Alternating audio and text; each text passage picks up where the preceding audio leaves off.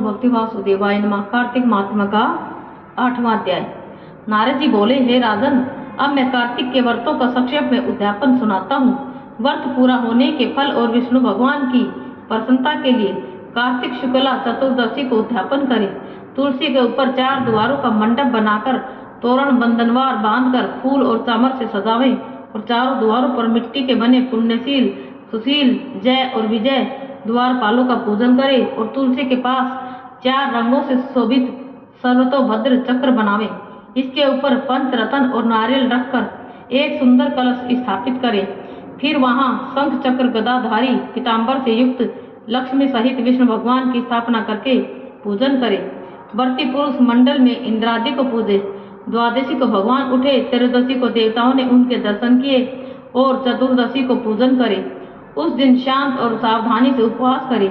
गुरु की आज्ञा को प्राप्त करके भगवान कृष्ण की कृष्णमयी प्रतिमा का पूजन षोडशोपचार से करके विविध भोग अर्पण करे। रात्रि में जागरण कर भजन कीर्तन करता रहे। प्रातः काल उठकर नित्य नैमित्तिक कर्म करे। पश्चात हवन करे। ब्राह्मणों को भोजन करावे। धन का लोभ छोड़ यथाशक्ति दक्षिणा देवे। उपवास कर ऐसे बैकुंठ को पावे। इस बैकुंठ चतुर्दशी के महात्म्य को देवता और शेष जी 100 वर्ष में भी नहीं कह सकते। जो भगवान चक्रपाणि के जागरण में भक्ति पूर्वक आंगन में गायन और नृत्य करते हैं, उनको सहस्र गौओं के दान करने का फल मिलता है। इसी दिन विष्णु भगवान मत्स्य रूप हुए थे, अतः उनको प्रसन्न करने के लिए इस तिथि में उन ब्राह्मणों को खीर आदि अन्न का भोजन करावे तथा अतो देवा मंत्रों से तिल और खीर का हवन करे। तत्पश्चात यथाशक्ति दक्षिणा दे और नमस्कार करे, जिसके करने से अक्षय फल मिलता है। फिर विधि पूर्वक कपिला गो का पूजन करे और उपदेश करने वाले गुरु को सपत्नीक वस्त्र आभूषण से सुसज्जित कर समापन करावें।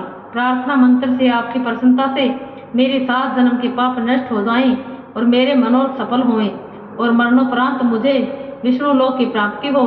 ऐसे उन ब्राह्मणों से क्षमापन कराके और प्रसन्न कर पूजा की सामग्री गो के समेत गुरु को निवेदन करें। फिर अपने बांधवों से स्वयं भोजन करें। कार्तिक और माह की विधि कही है। ऐसे सम्यक रीति से कार्तिक का व्रत करने वाला संपूर्ण कामनाओं से युक्त विष्णु भगवान के समीप चला जाता है। ओम नमो भगवते वासुदेवाय नमः।